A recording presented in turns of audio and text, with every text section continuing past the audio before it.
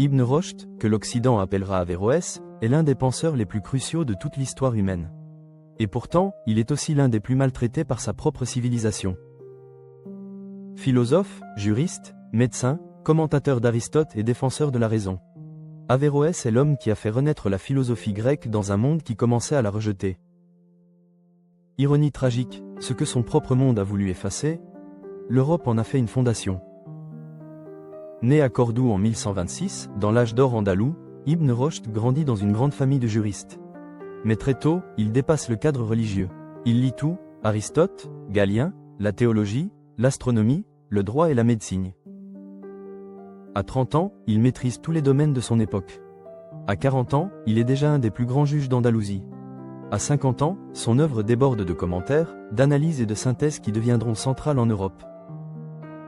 Son secret réside dans la conviction que la raison est la plus haute forme de respect envers Dieu. Averroès affirme que la philosophie n'est pas ennemie de la religion. La vérité ne peut pas contredire la vérité. Si un texte sacré semble contredire la raison, c'est que nous l'avons mal compris. Il soutient également que penser est un devoir religieux.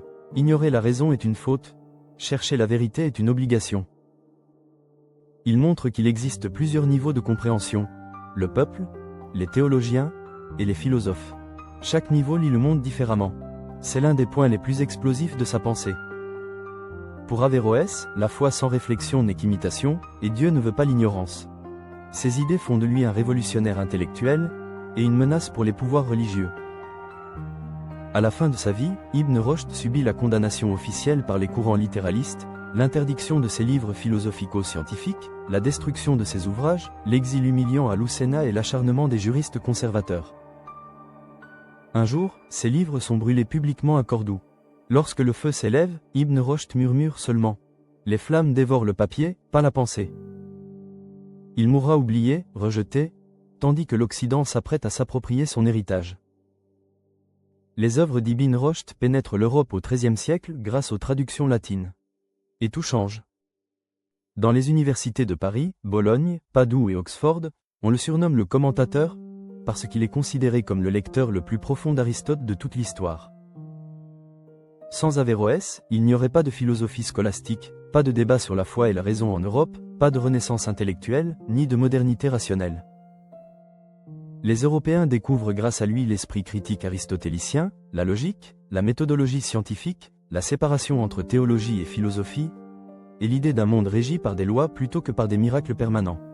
Il est la charnière entre le Moyen-Âge chrétien et la pensée moderne. Averroès a préparé la pensée de grands philosophes européens comme Descartes, Spinoza, Kant et Hegel. Chez Descartes, la séparation entre raison et foi vient de la distinction averroïste entre philosophie et théologie. Spinoza conçoit Dieu comme un ordre rationnel du monde, proche de la vision d'Averroès.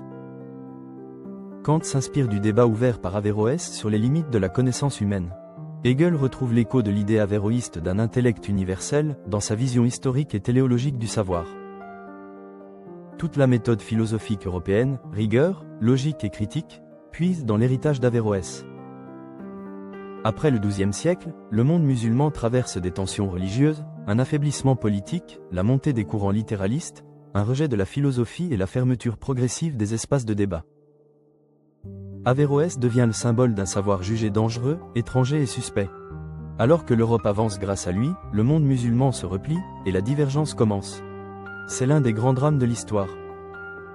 Averroès nous dit que la raison n'est pas l'ennemi de la foi.